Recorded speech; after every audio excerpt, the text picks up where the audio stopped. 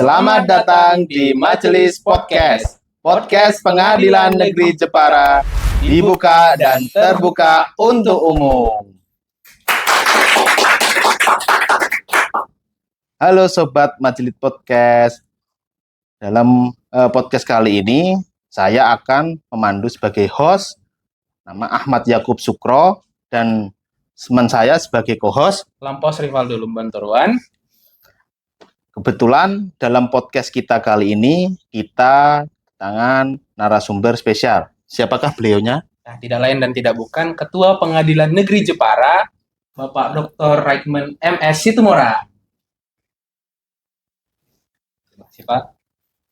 Pada podcast kita kali ini, kurang lebih 30 menit ke depan, saya akan memandu dan membatasi tema itu pada bab tentang kepemimpinan atau leadership. Selanjutnya merujuk pada pendapat ahli yakni Sondang P. Siagian, yang dimaksud kepemimpinan itu adalah kemampuan diri seseorang ketika dia menjabat sebagai seorang pemimpin di dalam sebuah organisasi. Kalau menurut Bang Lampos gimana? Kalau saya mengutip salah satu tokoh terkenal itu di Afrika Selatan, namanya Nelson Mandela. Dia itu tokoh pejuang apartheid. Dia berkata seperti ini, pemimpin itu seperti seorang gembala. Nah, tanpa seorang gembala, kawanan domba itu bisa tersesat, berpencar kemana-mana. Pun seperti itu pemimpin. Ya. Kalau nggak ada pemimpin, bawahan itu tidak akan terkontrol, tidak akan terkendali. Jadi yang saya ambil, pemimpin itu adalah teladan, contoh, dan penggerak. Seperti itu. Jadi, Ya. itu yang saya ambil. Ya. Untuk selanjutnya, menurut Bapak Redmond, tentang kepemimpinan itu seperti apa? Oke, kalau kepemimpinan itu menurut saya kemampuan seseorang untuk mengendalikan atau membawa satu tim atau satu organisasi untuk mencapai satu tujuan. Jadi kemampuan seorang pemimpin untuk mengendalikan satu organisasi sebagai satu tim untuk bisa mencapai tujuan yang menjadi tujuan dari organisasi tersebut. Itu dia.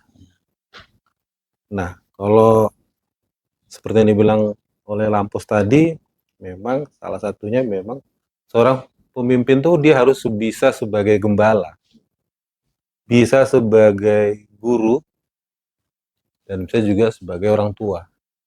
Jadi memang agak kompleks ya, tapi memang untuk satu tim, untuk satu organisasi itu bisa banyak karakter, bisa banyak permasalahan, dan bisa banyak pemahaman serta banyak cita-cita atau cara yang harus dikoordinasikan sehingga bersama-sama bisa mencapai tujuan yang sudah dicita-citakan. Gitu ya. Berarti sangat berat untuk menjadi pemimpin ya, Pak ya. Harus punya peran ganda seperti itu, Bapak bilang, seperti menjadi seorang gembala, sebagai guru, sebagai orang tua. Nah, kami juga riset beberapa waktu kebelakangan dan kita lihat track record Bapak telah lama berpindah-pindah dari pengadilan ke pengadilan lain. Nah, coba Bapak ceritakan perjalanan karir Bapak sebelum di Pengadilan Negeri Jepara. Nah, kan Bapak dipimpin dan saat ini memimpin, Pak. Bagaimana pengalaman Bapak seperti itu, Pak? Dipimpin dan memimpin, Pak. Oke ya, untuk kita punya satu leadership itu memang kita perlu banyak belajar juga ya. Pada waktu kita sebagai orang yang dipimpin, kadang kita nggak ngerti kepemimpinan itu apa. Sehingga kadang kita sesuka-suka kita seperti itu. Nah, pada perjalanannya mungkin mengikuti usia juga sama level kerja kita juga, kita secara tidak sadar ya belajar juga. Misalnya ketika kita masih cakim, terus jadi hakim, terus jadi hakim tapi wakil ketua, terus jadi ketua, itu posisi kita masing-masing bisa juga kita pakai untuk berlatih dan menguji leadership kita. Jadi bukan hanya ketika kita jadi pimpinan puncak atau jadi ketua, kita bisa memimpin.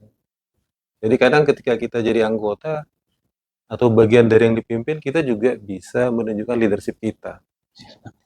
Nah, kalau misalnya kita lihat di sistem model kepemimpinan yang ada di Indonesia, itu misalnya yang ada Ing Ngarso, Suntulodo, Ing Madya Mangunkuarso, Tun Uri Handayani. Dari 3 hal itu kita bisa menjadi pemimpin di posisi kita masing-masing. Mungkin orang berpikir kita hanya bisa menunjukkan leadership kita ketika kita jadi pemimpin, artinya jadi top manager. Tapi menurut saya enggak seperti itu. Jadi kadang sebagai hakim kita juga bisa menjadi teladan juga gitu ya. Iya. Bukan harus jadi ketua pengadilan.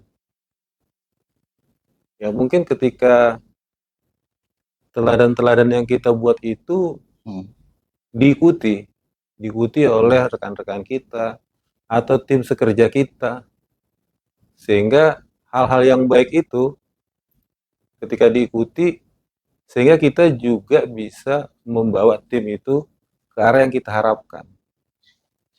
Bisa juga kita misalnya terus memberikan masukan kepada pimpinan, sehingga masukan-masukan kita itu bisa dijadikan dasar untuk membawa kantor atau suatu organisasi atau suatu tim itu ke tujuan yang dicapai atau yang harus dicapai oleh organisasi atau kantor itu. Gitu. Sekarang ini kan Mahkamah Agung khususnya itu kan di dalam blueprint itu tersirat dunia teknologi di dalamnya, Bapak. Nah, ketika seorang pemimpin itu harus dihadapkan sesama teknologi yang harus dipimpin di organisasinya, itu dalam pengarahannya kepada bawahannya itu harusnya bagaimana ya, Bapak? Ya, sekarang kan zamannya teknologi ya. Ya. Mungkin komunikasi yang kita pakai itu nggak bisa mengandalkan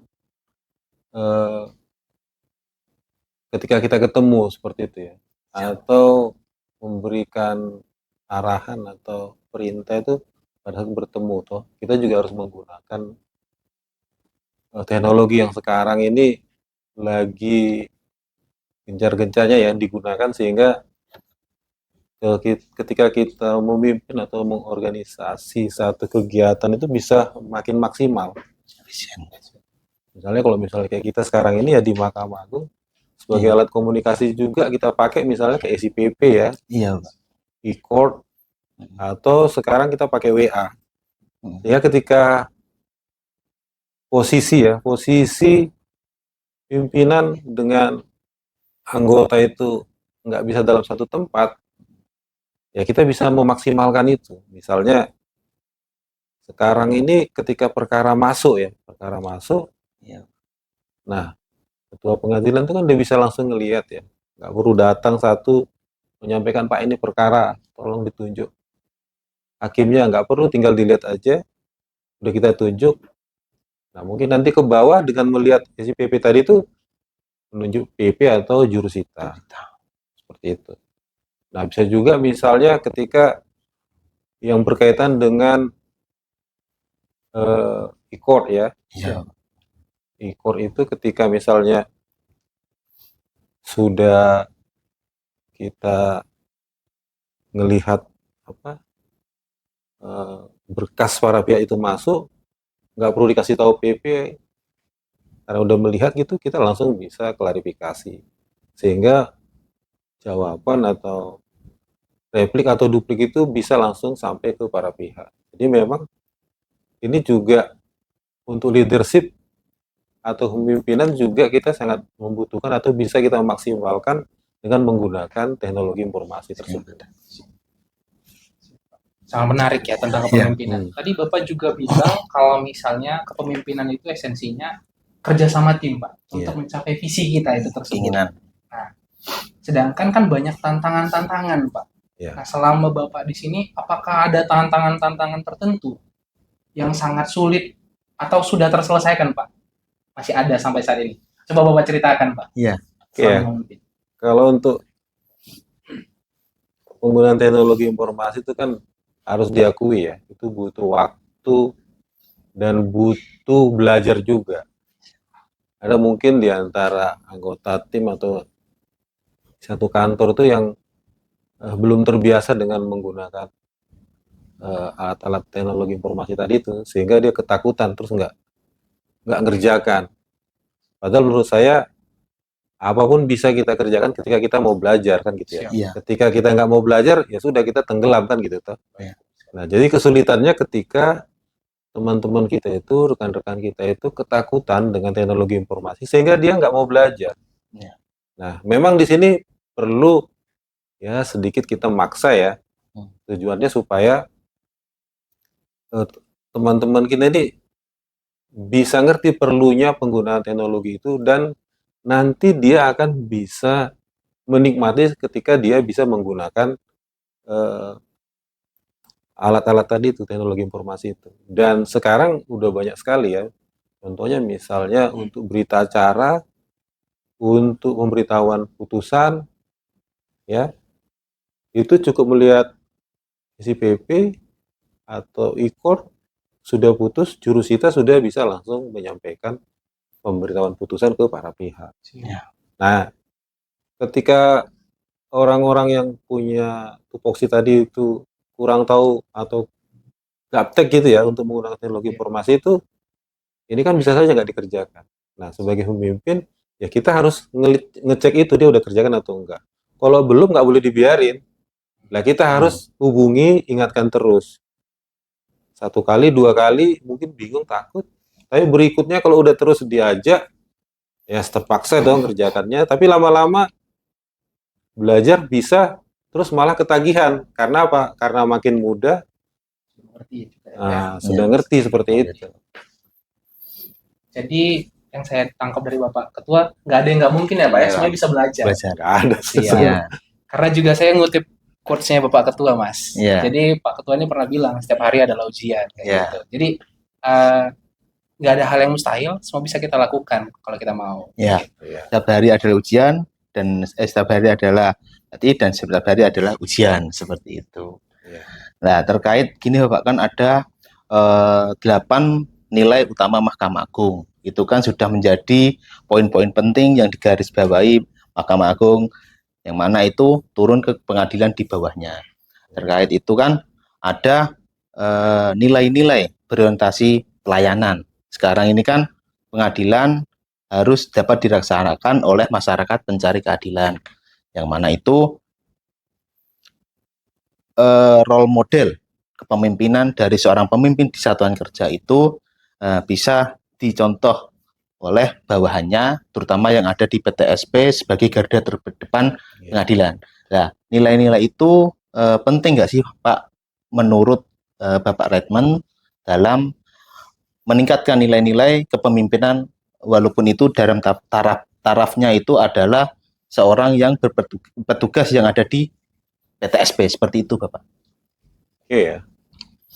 Maksudnya berorientasi pelayanan itu kan supaya kita punya pelayanan prima seperti itu ya. Jadi masyarakat itu sampai ke pengadilan Jepara kan gitu ya. Pengadilan Jepara itu dia benar-benar mendapatkan pelayanan yang mudah, nggak bertele-tele, terus biayanya nggak nambah-nambah gitu. Iya.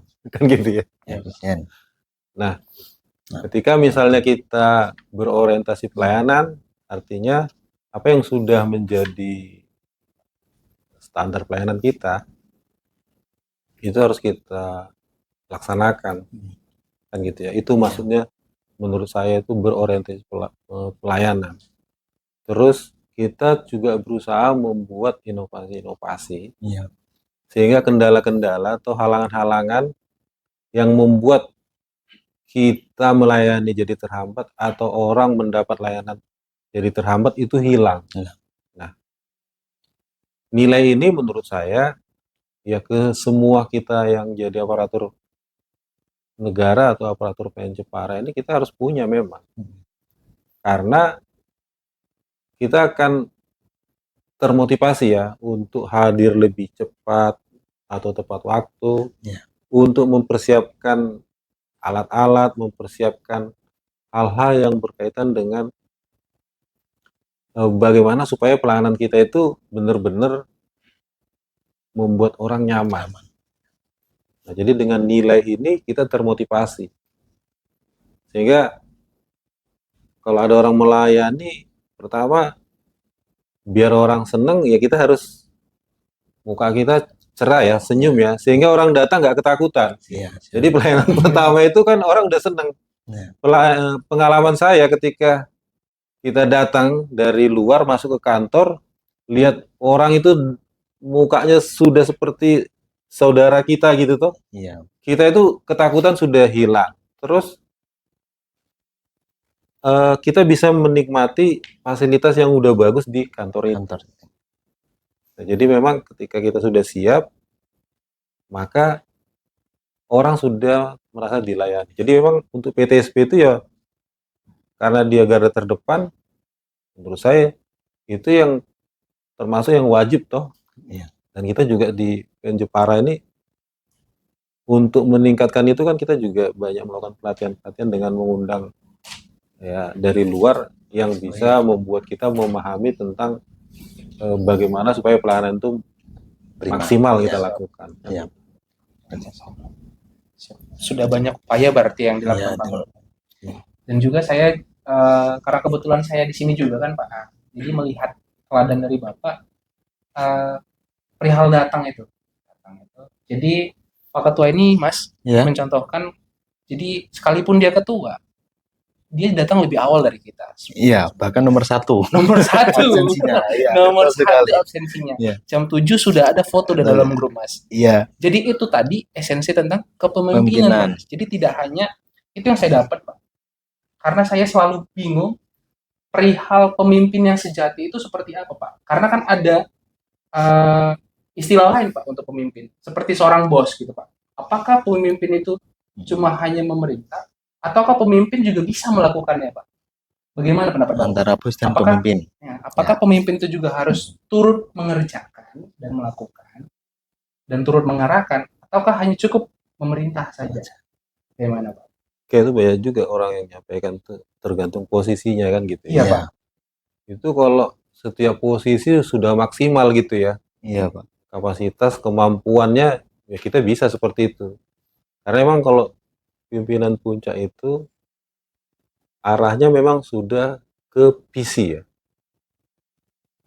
Jadi dia membuat atau menentukan hal-hal yang jauh ke depan. Nah, untuk mengerjakan itu, nah itu bisa mungkin masuk ke agak level di bawahnya sedikit gitu. Dan dia yang mengatur semua atau memimpin supaya yang menjadi pelaksana itu bisa mengerjakan dengan baik. Karena kalau misalnya pimpinan puncak itu misalnya ketua di sini hanya ikut sampai ke bawah terus, nanti nggak akan melihat ke depannya bagaimana. Nah, tapi kadang kan gitu ya. Tapi kadang ketika kita melihat level pelaksana atau di atasnya sedikit itu belum bisa melakukan tugasnya seperti yang kita harapkan, mau nggak mau ya kita harus turun. Nah, saya cuman mau menunjukkan ya bahwa seperti orang bilang pimpinan itu harus hadir di tengah-tengah orang yang dipimpinnya. Jadi banyak istilah-istilah yang digunakan, tapi orang nggak ngerti bagaimana cara menerjemahkan ya dari bahasa verbal jadi bahasa praktis. Misalnya hadir cepat, hadir tepat waktu. Menurut saya itu kan istilah ya. Orang bisa aja membuat keterangan-keterangan atau penjelasan-penjelasan yang itu datang cepat. Tapi merubah bahasa tadi itu menjadi bahasa praktis yang dilakukan datang cepat. Kalau misalnya jam kerja kita itu mulai jam 8, datang cepat itu ya sebelum jam 8. Jadi pegawai atau rekan-rekan kita di sini bisa ngelihat datang cepat maksudnya ketua pengadilan itu di bawah jam 8 kan gitu bukan nggak bisa menunjukkan dalam bahasa verbal tadi itu datang cepat itu apa ya kan ada aja orang bilang datang cepat tapi perintah itu bukan untuk dirinya juga tapi hanya untuk orang sehingga yang lain datang cepat dia enggak. Nah kalau saya lihat kadang orang nggak ngerti itu dikiranya datang cepat seperti itu. Misalnya karena ada pimpinan dia di atas jam 8, nah orang akan menerjemahkan datang cepat itu di atas jam 8. Nah kenapa saya selalu melakukannya selalu gitu ya. Misalnya rapat, nah saya udah duduk depan. Ya. Itu bahasa yang dirubah dari bahasa verbal ke bahasa praktis. Jadi kalau rapat jam 8, nah sebelum jam 8 kita sudah duduk. Nah itu kenapa tadi ya pertanyaan kenapa ikut turun langsung. Misalnya kalau ada masalah, nah saya langsung ikut juga ngetik. Karena menurut saya kadang orang yang saya mintakan mengerjakan pekerjaan itu nggak ngerti juga perintah saya kalau dengan kata-kata atau verbal seperti itu. Tapi dengan cara begitu misalnya melihat apa namanya itu disposisi surat PTSP langsung dikerjakan, langsung hari itu juga selesai. Nggak nunggu sampai sore baru dikerjakan.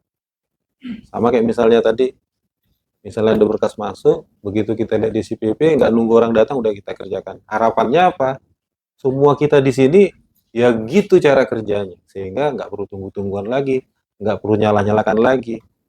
Nah, jadi intinya memang bagaimana menerjemahkan bahasa verbal tadi itu menjadi bahasa praktis. Jadi apa yang kita dengar itu cara ngerjakannya gimana? Nah, itu ke situ dia. Upaya berarti ya Pak. Menerjemahkan Menerjemahkan itu. bahasa praktis. Ya, seperti Jadi itu. memang masalahnya kita itu memang dikomunikasi, dikoordinasi sama kolaborasi itu. Iya. Nah, banyak orang nganggap itu kerja itu ada level-levelnya, padahal sebenarnya menurut saya itu cuman bagian yang harus kita kerjakan sehingga manajemen itu efektif ya sama efisien. Iya Mas. Tadi apa saya itu ada kata-kata yang memang keluar dari Bang Lampos itu yang merujuk dari perkataannya Bapak Redmond yang kaitannya dengan hidup adalah berlatih dan hidup adalah ujian. Nah, itu bisa diuraikan apa sih maksudnya seperti itu, Pak? Yang jadi kan bisa jadi sebagai tolak ukur nanti ke depannya untuk para bawahan yang ada di Jepara mungkin bisa dilaksanakan lah mungkin itu apa sih maknanya yang Oke. jauh itu Pak. Dulu itu pertama sekali saya cuman menggunakan setiap hari adalah latihan. Ya, oh ya. Baru berikutnya saya tambah lagi setiap hari adalah ujian. Nah, artinya apa yang kita latih, Ya. apa yang kita kerjakan, apa yang kita dapat itu yang akan menjadi keahlian atau yang paling bagus kita kerjakan. Nah, contohnya misalnya kalau kita melatih diri, ya toh, melatih diri untuk datang tepat waktu, maka kita akan terbiasa, ya kan, tepat waktu. Artinya teruji untuk masalah tepat waktu tadi itu. Artinya seperti itu. Nah, sebaliknya yang buruk juga ada. Kalau kita terbiasa nggak tepat waktu, maka nanti kita itu akan punya karakter yang nggak tepat waktu. Jadi setiap hari adalah latihan, setiap hari adalah ujian. Nah, kalau misalnya kita dengan sengaja melatih itu, maka kita akan punya karakter itu. Itu artinya teruji toh. Nah, tepat waktu itu teruji. Nah, nanti kan akan ada orang. Coba kita ini uji. Nanti misalnya Mas Sukro datangnya sebelum jam 8 atau setelah jam 8. Kan gitu ya. Kalau kita udah terbiasa, pasti orang akan optimis itu bilang sebelum jam 8. Karena apa? Karena udah setiap hari itu sudah dilakukan. Dan yang saya rasakan ketika misalnya kita nggak menepati ya, atau nggak biasa melakukan di luar dari kebiasaan kita, maka badan kita ini kayak ada yang Bilang ya Pak ya. nanya-nanyain, Nanya. atau kayak ada yang apa namanya itu nyalahkan gitu loh. Oh, Nah, yang seperti kurang itu. Jadi memang setiap hari adalah latihan, setiap hari adalah adalah ujian. ujian. Jadi seperti saya bilang itu, sebenarnya kita tiap hari itu belajar. Iya. Setiap hari itu belajar melatih diri kita sehingga untuk hal yang berikutnya kita akan mudah ngerjakan. Ya. Berarti saya sesuai Mas, saya juga Iya. pernah baca itu, jadi ketekunan itu menghasilkan tahan uji Mas. Oh, iya. Jadi sama yang dibilang Pak Ketua. Iya. Jadi setiap hari adalah latihan, setiap hari adalah ujian. Mas. Iya. Karena ketika kita tekun, kita sudah tahan uji Iya. seperti itu. Jadi saya Betul. pernah baca itu. Nah Pak, ini yang menarik Pak. Iya. Kan dalam kepemimpinan itu nggak jarang ada permasalahan. Ada permasalahan di bawahan ini. Jadi bagaimana cara Bapak untuk mengatasinya Pak? Seperti itu. Metode Bapak seperti apa sih selama memimpin Pengadilan Negeri Jepara ini? Oke ya. Ya, kalau saya sih lebih cenderung untuk mendapatkan informasi yang lebih banyak gitu ya. Sehingga kita benar-benar tahu masalahnya apa. Valid ya Pak ya. Nah, kalau kita misalnya selalu menyimpulkan sebelum mendapatkan informasi yang cukup, maka kemungkinan kita melakukan kesalahan itu ada aja. Iya. Dan memang selama perjalanan karir saya itu ya pernah saya lewati. Iya. Gitu. Mungkin dengan pengalaman itu, maka informasi itu yang perlu dimatangkan. Maka selalu mendengar. Jadi mungkin di PN Jepara mungkin orang yang paling beda dari saya mungkin ya tadi itu, saya akan mendengar semua keterangan sampai selesai. Artinya informasi itu full saya dapat. Nah, dengan seperti itu, ya dengan konfirmasi dengan beberapa orang, sehingga kita tahu masalahnya. Terus kita tahu juga keinginannya apa, keinginan orang itu apa. Jadi dari informasi yaitu tentang keadaan dan harapan itu, kita bisa ngambil satu solusi. Nah, itu juga kita harus memperhitungkan waktunya. Nah, jadi kadang kan ada orang yang buru-buru. Kadang buru-buru, kalau diperlukan ya kita kerjakan. Tapi kalau nggak perlu, ya kita tunggu dulu. Nah, sehingga kita bisa mendapatkan atau memberikan solusi yang bagus seperti itu. Kadang kan orang dengan pendapatnya masing-masing menganggap itu paling benar. Tapi salah satu yang menurut saya memang pengalaman ya, yaitu pengalaman kita itu ngelihat masalah, terus merasakan masalah, terus juga mendengarkan keluhan-keluhan orang ya. Iya.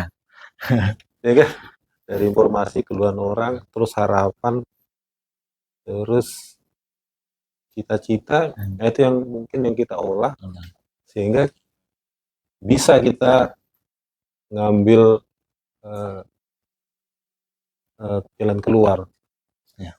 Nah, kadang kalau misalnya kita nggak bisa, ya kita juga minta pendapat dari pihak lain.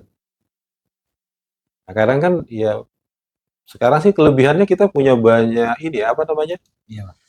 alat ya atau sarana untuk mendapatkan pengetahuan atau informasi sehingga kita bisa lebih matang ya ketika kita mengelola informasi. Jalan ya Pak ya. Iya. Supaya lebih matang Mas solusinya aja nanti kan. Jadi seperti yang Bapak Ketua bilang tadi, ada saatnya kita mengambil keputusan cepat, ada saatnya kita mengambil keputusan lambat.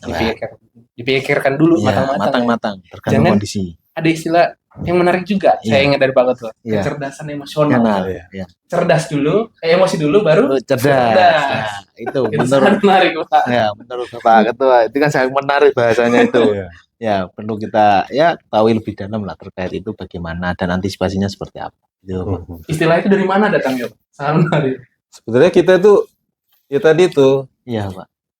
ketemu teman yang model A, model B gitu tuh. Iya. Terus menggunakan istilah yang sebenarnya bukan bukan untuk itu. Jadi kalau teman saya itu ya dia suka bercanda juga atau serius saya nggak tahu juga apa karena dia salah menggunakan istilah saya nggak tahu juga. Jadi dia bilang kecerdasan emosional itu emosi dulu baru Cerdas. cerdas. Tapi Iya. dari sekian banyak orang Indonesia rata-rata emang gitu. Kenapa saya bilang seperti itu?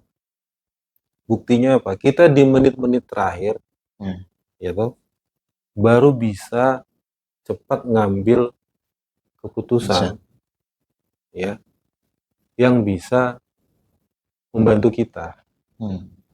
Nah, kalau ada sistem SKS katanya, sistem kebut semalam. Iya. Mahasiswa itu, Pak, sering. Saya nggak tahu ini kenapa orang Indonesia gitu, saya juga nggak tahu ya. Tapi saya bisa juga ngelihat karena memang apa benar atau salah yang saya lihat ini ya. Rata-rata kan kalau kita orang Indonesia itu kan ketika sudah terakhir-terakhir mau guru, mau orang tua, mau teman kita, di situ baru kita sibuk untuk ngerjakan. Nah, jadi karena kita udah biasa dengan menit-menit terakhir tersebut, sehingga karakter kita terbentuk. Nah, walaupun namanya kecerdasan emosional itu bukan kalau emosi baru cerdas. Yang ngartikan itu kan artinya kemampuan kita mengendalikan ya emosi kita sehingga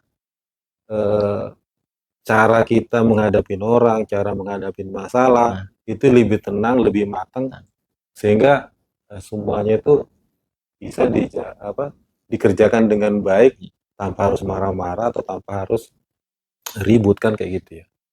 Tapi kecerdasan emosional ini menurut saya ini apa ya? Yang tadi istilah tadi cerdas dulu, emosi dulu baru cerdas itu. Memang dilahirkan karena emang kebiasaan kita tadi itu pada menit-menit terakhir baru kita sibuk ngerjakan pekerjaan kita. Rata-rata kalau bikin paper, bikin tugas-tugas itu, kalau misalnya dibilang ini berapa lama, seminggu, nah pasti 2 hari terakhir seminggu itu orang sibuk ngerjakan.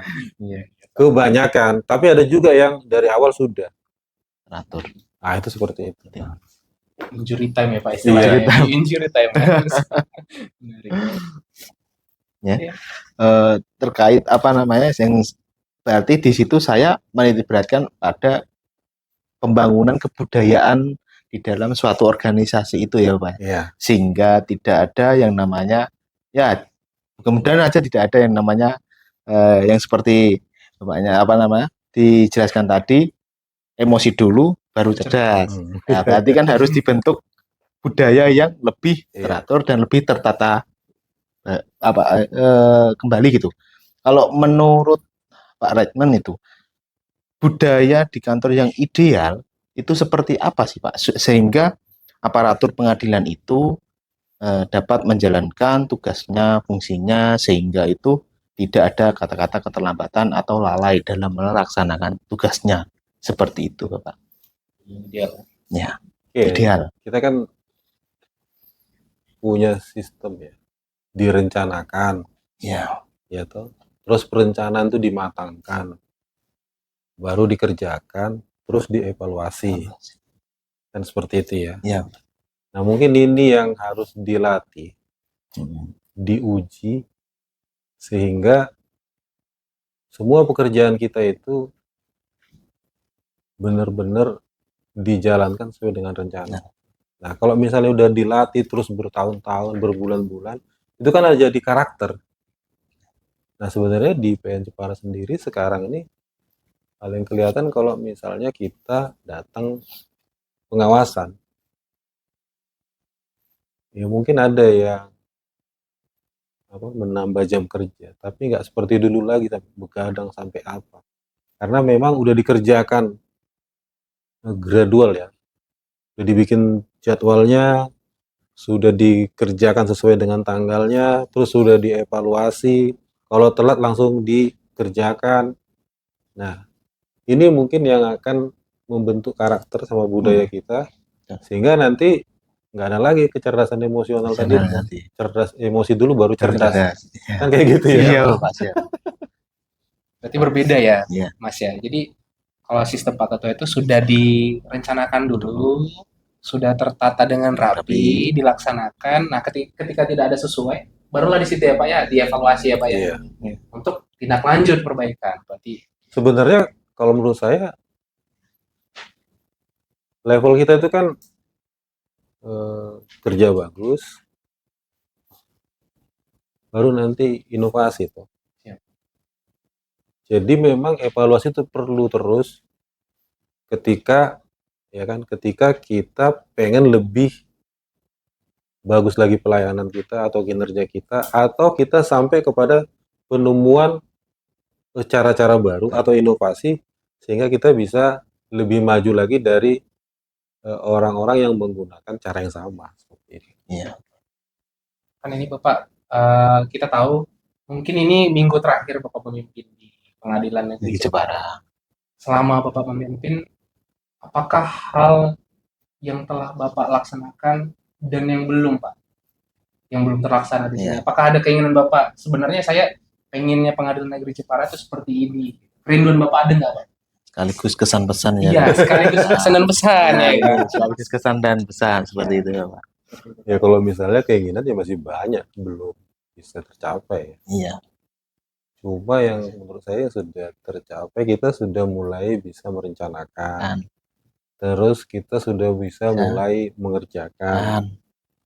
Terus kita sudah mulai bisa punya kemampuan memahami yang baik, mendengar yang baik, terus bekerja sama dengan baik, berkolaborasi dengan baik.